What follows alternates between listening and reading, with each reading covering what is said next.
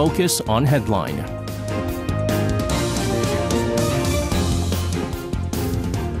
All right, let's take a look at what major issues are making the headlines today on Focus on Headline. For this, joining us in the studio today, we have our reporters in Yoon Jung and Jung Ye-in. Guys, welcome back. Good evening. Good evening to you guys. We have been talking about the major political event next year. Certainly will change the political landscape here in Korea, or maybe not. Who knows? So we're talking about April's general elections. Well, the preliminary candidate registration for next year's general elections opened on this Tuesday, kicking off a 4-month race whose results could again determine how the Yoon administration will fare in the remaining the 3.5 years left in his term here. Hae-jung, you're going to start us off. What do you have for us? Right. For the 2024 April 10th general elections, the National Election Commission opened a preliminary candidate registration starting today until the official 2-day registration takes place starting March 21st next year.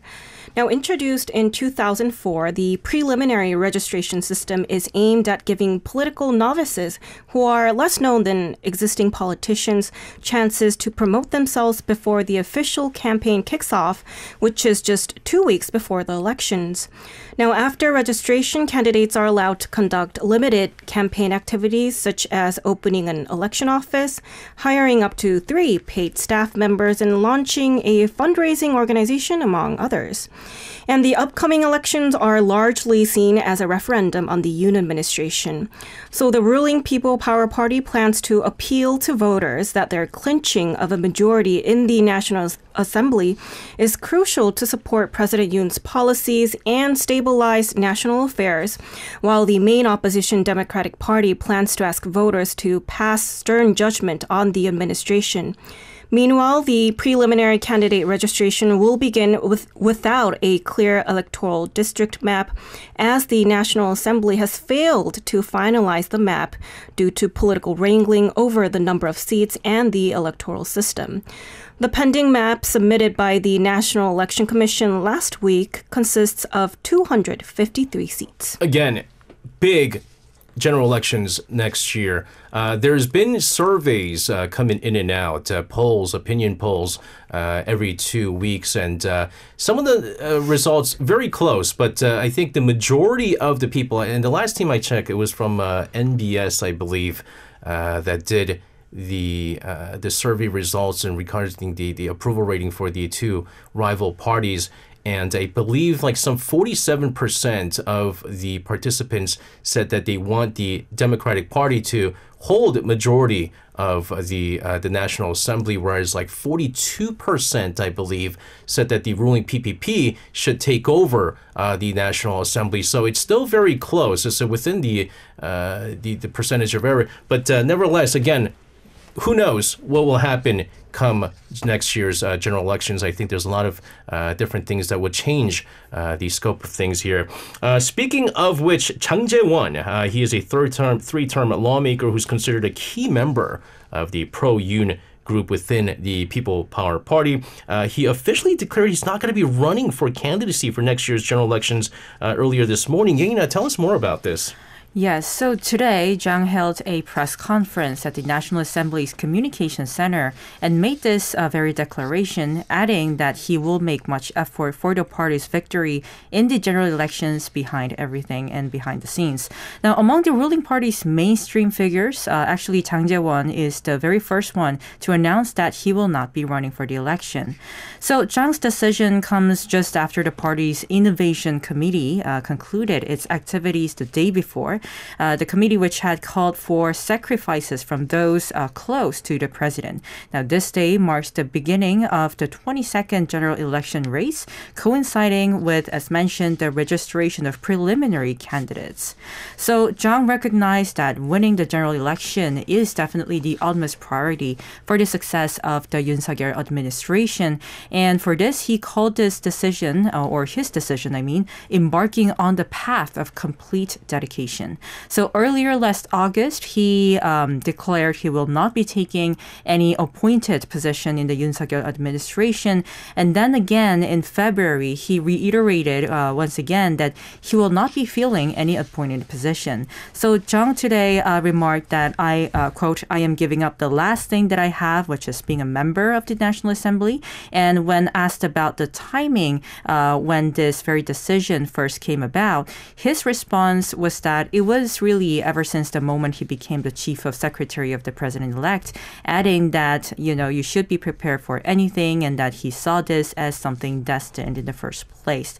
So he avoided answering to questions, asking whether this is an attempt of sending a message for the party leadership or other senior members. That will include, of course, both President Yoon or the party's head, Congressman Kim Ki-hyun.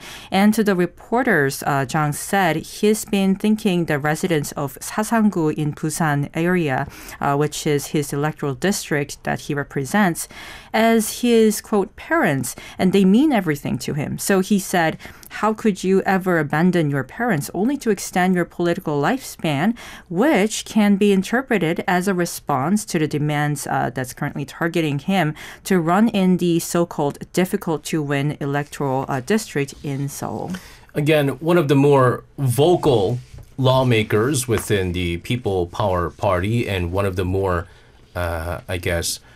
closer, trusted, lawmakers of President Yoon Suk Yeol. It did come as a huge surprise to many people, especially given the fact that, of course, the People Power Party trying to gain as many votes as possible to take back the National Assembly in next year's general elections. Again, we are now 4 months away, leading up to the general election. Certainly going to be a fun ride for us, and any updates will, of course, give you guys all that and more, especially with now talks of new parties forming. We already know that former PPP leader Lee Jun-suk is launching a new party. There's speculation that former DP leader Lee Na-gyun may be launching a new party as well. I believe he met with a former DP lawmaker who left the party over criticism of the current main opposition party. But nevertheless, a lot of fun stuff happening in the political arena. Let's move on here. President Yoon Suk Yeol beginning his 4-day state visit to the Netherlands. This, as he usually does when he goes overseas, starts off the itinerary by visiting a group of Korean residents in the country. He did so again this time around. There also, he vowed to upgrade the two countries' relations to a semiconductor alliance. Hae-jung, tell us more. President Yoon arrived in Amsterdam on Monday local time on a 4-day state visit aimed at strengthening cooperation between South Korea, a leading chip manufacturer, and the Netherlands, home to chip-making equipment companies such as ASML. During a dinner banquet with some 100 Korean residents at an Amsterdam hotel, President Yoon said semiconductors are an important area not only for just our industries but also for our security, and that through this visit, the semiconductor cooperation between South Korea and the Netherlands will be upgraded to a semiconductor alliance. The South Korean leader added that with the signing of many agreements and MOUs during his visit, the South Korea-Netherlands relationship will deepen further. He also touched upon the popularity of K-content in the Netherlands, as well as the long history between the two countries, such as the Netherlands having sent more than 5,000 troops to fight alongside South Korea during the Korean War. And moving on to President Yoon's itinerary for the second day of his trip, this would be Tuesday local time, starting by attending an official welcoming ceremony by King Willem Alexander. He will then lay a wreath at the National War Memorial, followed by a friendly luncheon with the Dutch royal couple, and then later a state dinner. And of course, President Yoon will visit the headquarters of ASML, the largest producer of lithography machines, which is a core equipment used for making semiconductors. He will be accompanied by King Willem Alexander and chiefs of South Korea's major chip producers such as Samsung Chairman Lee Jae-yong and SK Chairman Choi Tae-won. And President Yoon will become one of the first foreign leaders to have access to the company's clean room facility. The reception that he received on the welcoming, it was incredible. I don't know if you guys heard, but as Air Force One was nearing the airport in Amsterdam. I think two F-35 fighter jets escorted the Air Force One on each side, which, if no one told them what was happening, would have been really scary, right? There's like two fighter jets all of a sudden coming out of nowhere. But of course, obviously, this was part of it. There was like a 10-foot long carpet, red carpet, and so forth. And the welcoming ceremony, just incredible. It's actually surprising that it's the first time a South Korean president has made a state visit to the Netherlands. But nevertheless, on the occasion of President Yoon's state visit to the Netherlands, efforts are also underway to establish the first cold chain logistics center in Europe to promote the expansion of K-food exports. Yena, you're going to tell us more. Sure. So there was a local press briefing by Park Chun-seop, Senior Presidential Secretary for Economic Affairs, that in light of President Yoon's visit to the Netherlands, Busan Port Authority and Rotterdam Port Authority will sign a letter of intent for investment in constructing a cold chain logistics center. Now, according to the announcement, they will lease a site within the Rotterdam port and build the first cold chain logistics center in Europe by 2027. Now, Park expressed great anticipation, saying given the recent high interest in K-food of European consumers, the government believes this initiative will contribute to the expansion of Korea's fresh food exports to Europe and reduce logistics costs for exporting companies. He also noted how, as trade between the two countries expands, there is a growing demand for services from Korea's export companies. He added, quote, by 2030, the volume of frozen goods heading to Europe is expected to increase by more than 4 times, making it urgent to secure additional cold chain logistics hubs in Europe. Now, alongside this, both countries are scheduled to sign a memorandum of understanding for cooperation in the information and communication technology sector. As part of this agreement, the two nations plan to establish a new ICT dialogue organization outlining concrete initiatives for collaboration in key areas with significant potential, such as artificial intelligence, next-gen networks, quantum technologies, and many more. Let's move on here. Later today, we're going to be inviting the deputy mission to the U.S. Embassy of South Korea, Joy Sakurai, on the occasion of 70th anniversary of diplomatic ties between South Korea and the U.S. But also this year, we are marking South Korea and the Vatican, celebrating the 60th anniversary of diplomatic ties as well. The South Korean Culture Ministry saying that it'll be continuing to work with the Vatican to utilize culture as a bridge for world peace and harmony. Haejang, let's get more on this. Right. Seoul's culture minister Yoon Chun delivered such remarks during a mass held in Rome on Monday, Italian time, to mark the anniversary of the two countries' ties. The Korean Catholic Church also held its side of the commemorative mass on the same day in Seoul. Now, for some background, South Korea and the Vatican formally established a diplomatic relationship in 1963. Since then, the two countries have maintained a close relationship, with former Pope John Paul II visiting South Korea in 1984 and in 1989. Pope Francis also visited Seoul in 2014. Now, Minister Yoon Chun attended the Rome Mass as the top South Korean government delegate, wearing the traditional Korean hanbok, and this Mass being led by Cardinal Pietro Parolin, Secretary of State of the Holy See. And before the Mass, Minister Yu had about 20 minutes of conversation with the Cardinal to discuss ways to promote cultural cooperation between South Korea and the Vatican.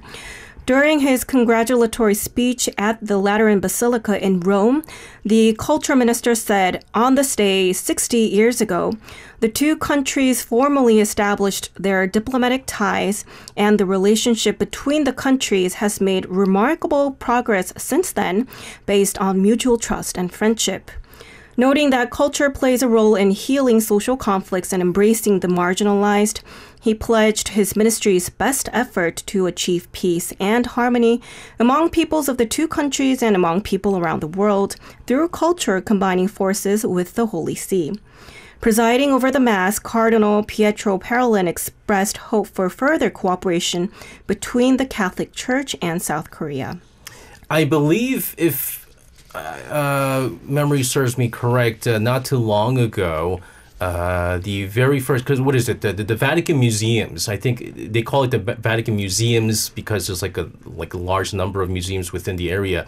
They have finally created the first official Korean guidebook over at the Vatican museums. And despite, of course, the long history of all this, it is the very first time that they've created this. So it certainly makes it that much more special, this year's 60th anniversary between the two countries. Moving on here, let's talk about military. The Defense Ministry announcing plans to allocate approximately 349 trillion won. This comes out to 265.5 billion US dollars for defense expenses over the next 5 years, starting from next year. The focus of this investment will be on establishing a Korean-style three-axis system to respond to nuclear and missile threats posed, of course, by North Korea. Yoon, tell us about this 5-year blueprint. Sure. The Ministry of National Defense disclosed the National Defense Midterm Plan 2024 to 2028 today, where they revealed the aforementioned plan. So the national defense budget for this period has increased by 5%. That is 17.3 trillion won, or 13.1 billion US dollars, compared to the National Defense Midterm Plan 2023 to 2027 that was announced last year. And the total reached 348.7 trillion won. The 5-year average of annual defense budget growth rate is 7%. The defense reinforcement budget for 2024 to 2028 is set at 113.9 trillion won, showing an increase of 5.7% compared to the previous plan. The total operating expenses including personnel costs, amounts to 234.8 trillion won, which is an increase of 10.8 trillion won compared to the 23 to 27 version midterm plan. The budget is expected to increase from 57 trillion won this year to 80 trillion won in 2028, with defense improvement expenses accounting for more share, increasing from 30% in 2021 to 36% in 2028. Now, the ministry has decided to prioritize strengthening the Korean three-axis system to address North Korea's nuclear and weapons of mass destruction, or WMD, threats. So the system incorporates the concept of preemptively detecting signs of missile launches, eliminating them before launch. The ministry plans to secure 5 military reconnaissance satellites capable of early detection and monitoring of provocative signs throughout North Korea by the year 2025. Now, furthermore, the military aims to enhance monitoring capabilities for key targets by deploying domestically developed medium-altitude unmanned aerial vehicles, or MUAV.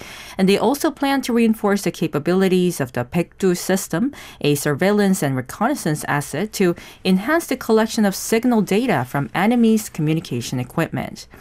When it comes to force operation, a total of 1.8 trillion won will be allocated over the next 5 years to improve the conditions of junior officers, which are essential to the combat power of frontline units.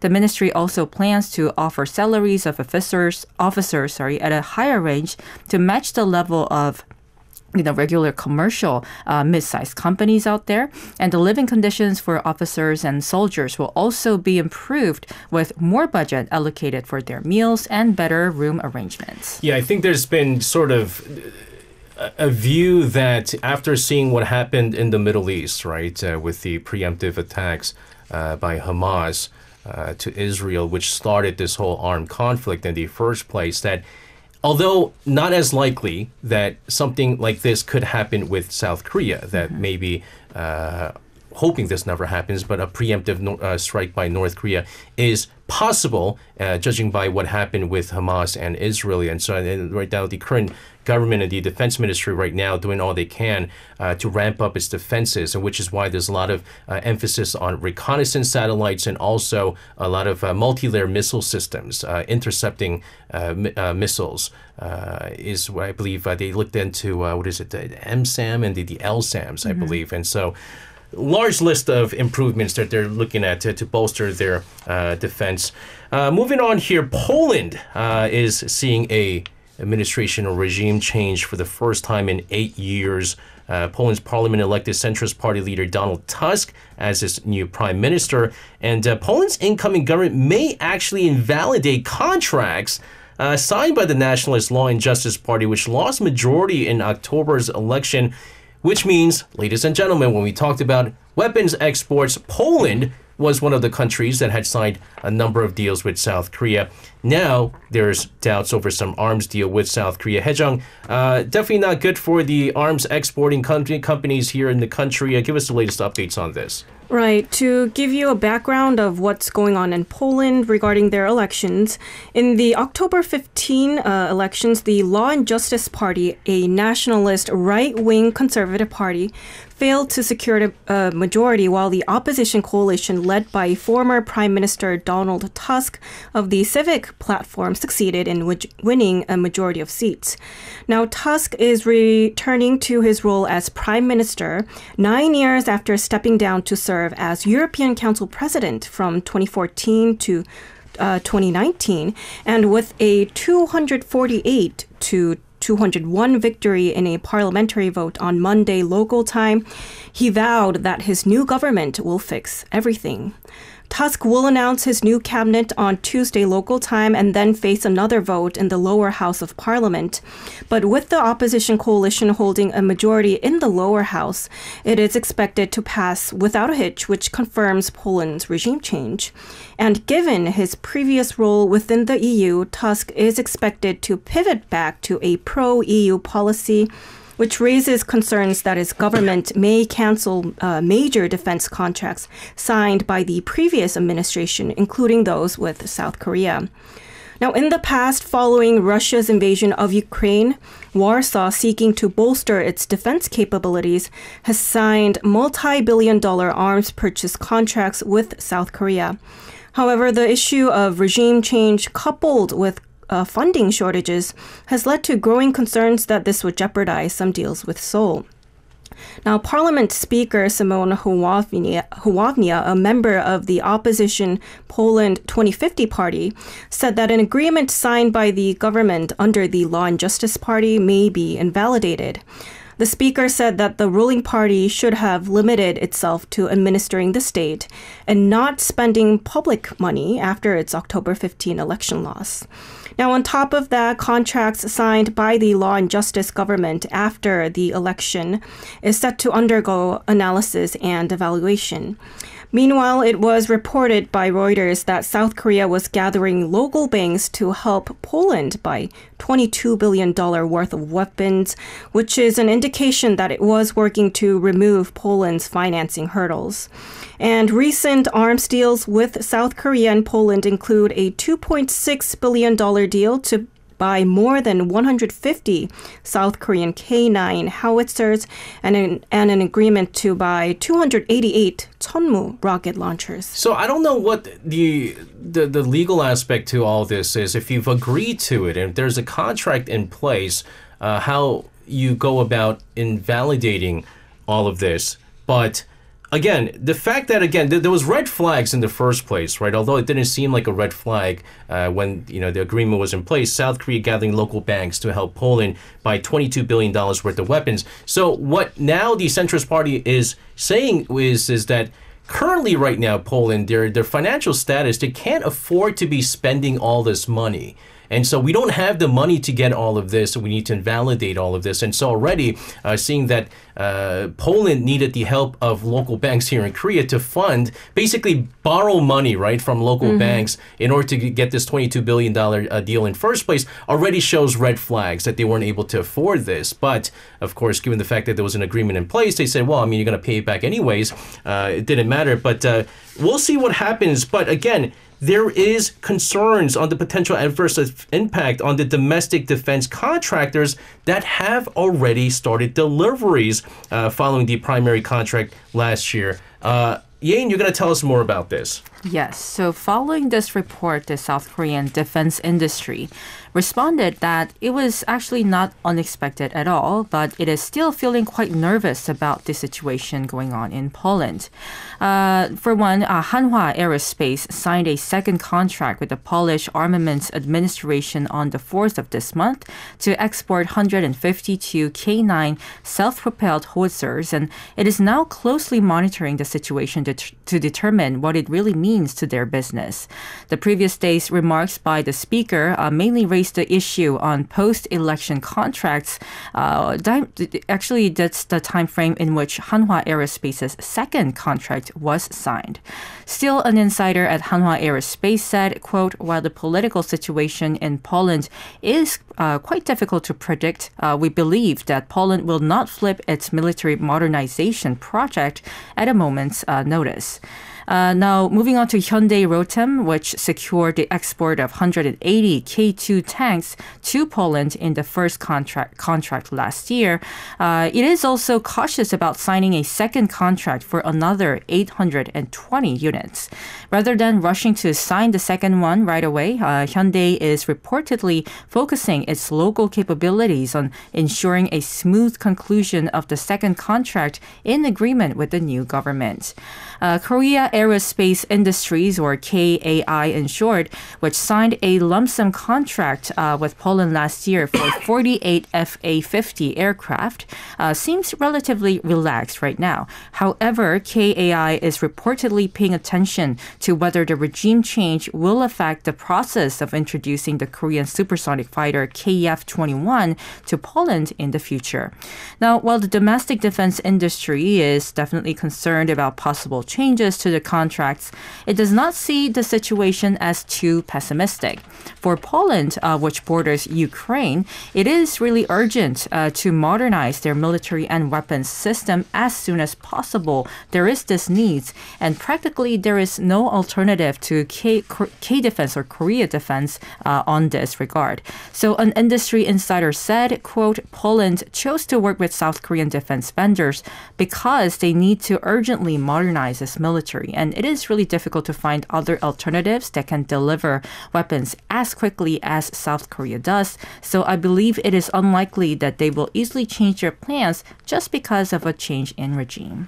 That's right. Again, I mean, an agreement was in place, contracts were signed and so forth. And just because, again, if there is a change within the government, is it that sudden that they could change these contracts? But just kind of, I based everything on like stocks, right? Stock prices, because the investors know more than some of these military experts. But Hanwha Aerospace and I believe Korea Aerospace industry really wasn't impacted too much on the news of this. But Hyundai Rotem was definitely impacted by this. 4.28% they lost. They had a pretty good week leading up to today's announcement. But again, we'll see what happens here. Also, according to South Korea's Office for Government Policy Coordination, President Yoon Suk Yeol congratulating Argentine President Javier Milei on his inauguration, while proposing that the two countries develop friendly ties based on the shared values of democracy and the market economy. Hae-jung, fill us in on the latest.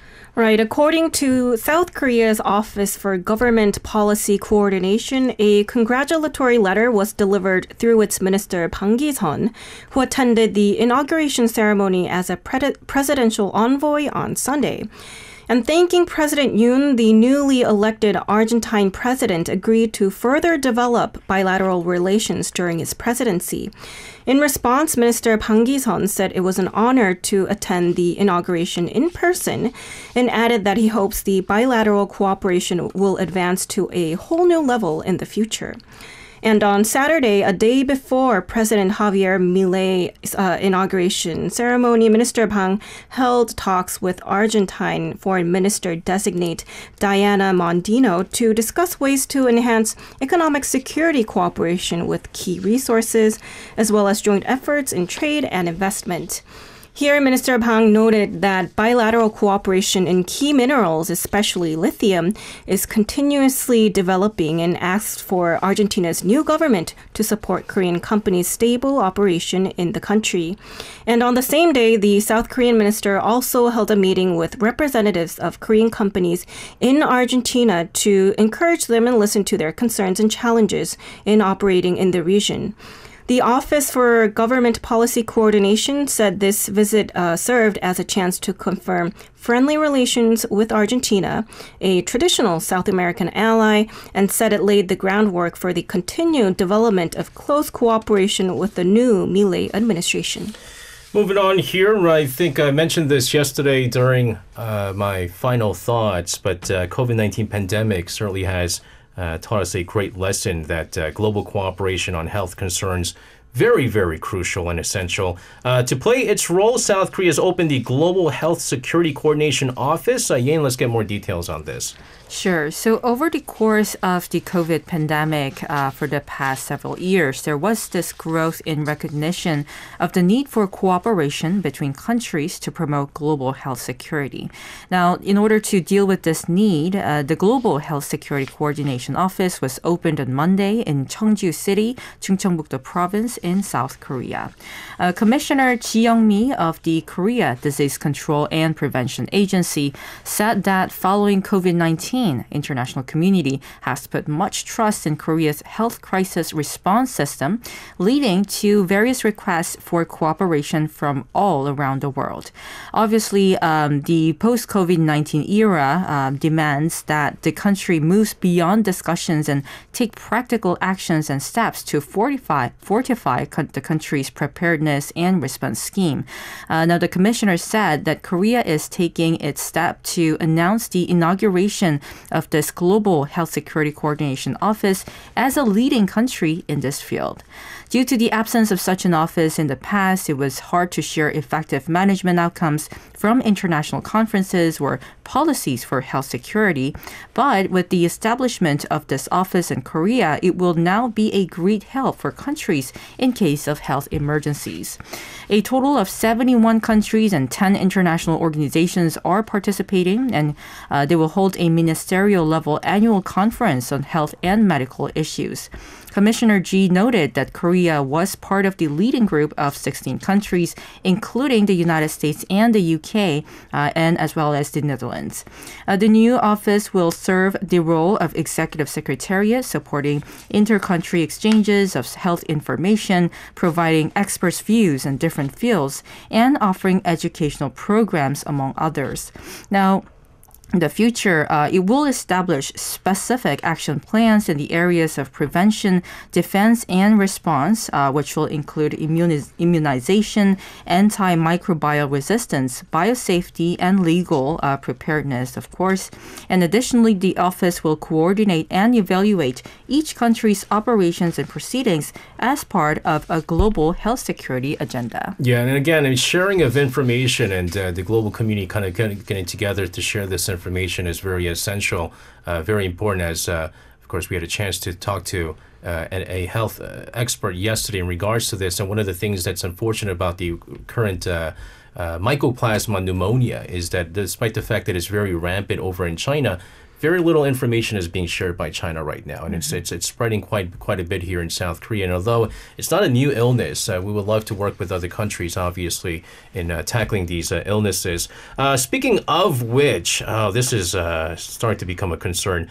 I don't know if I'm vaccinated. I probably am, but it's been so long. I don't know how updated I am, but the Korea Disease Control and Prevention Agency said today that there were 8 cases of measles reported in South Korea this year, all of them which were transmitted from other countries.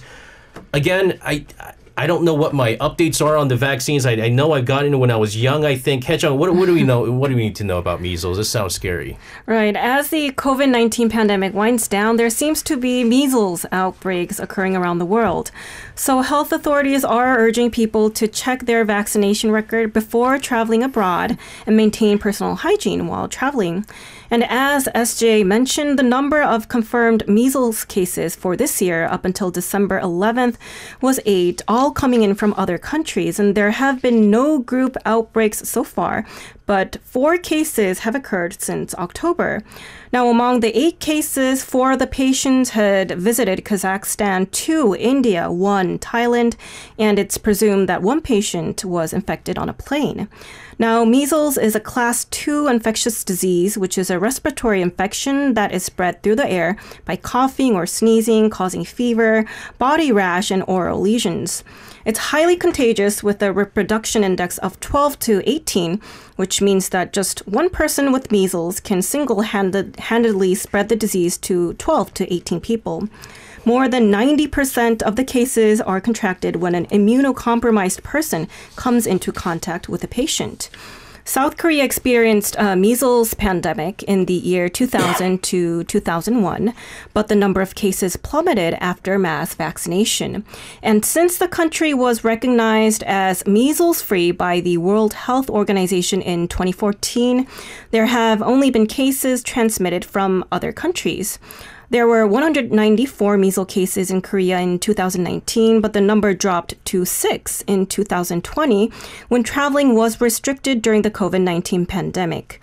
And in 2021 and 2022, there were no cases reported, but this year there were cases due to the global epidemic and increased international travel. The Korea's Disease Control Agency is advising people who are planning to travel to other countries to make sure they got their 2 shots of the measles, mumps, rubella vaccine, which is the MMR vaccine. Now, these shots should be taken at least 4 weeks apart, 4 to 6 weeks before traveling. And health officials believe that most people born before 1986 have antibodies from past outbreaks. The incubation period for measles is 7 to 21 days, and people should avoid public transportation and minimize contact with others if they develop symptoms. Just my luck. I was born in 1986. Good for you. No, it's not before. It's not before, though. That's the thing. It's not before. So, I mean, I'm not 100% sure. So they said you need 2 shots of this. I remember getting vaccinated for this when I was in elementary school, I think. But I don't know if I got 2 shots of this. But can't always be too cautious, right? Guys, thank you very much for coming in today with your report. Stay safe, and we'll see you guys again. Thank you. You can listen to Korea Now with me, SJ Lee, by downloading the Arirang Radio application, or tune in online by visiting www.arirangradio.com. So make sure you tune in Mondays through Fridays, 6 p.m. to 8 p.m. Korea time.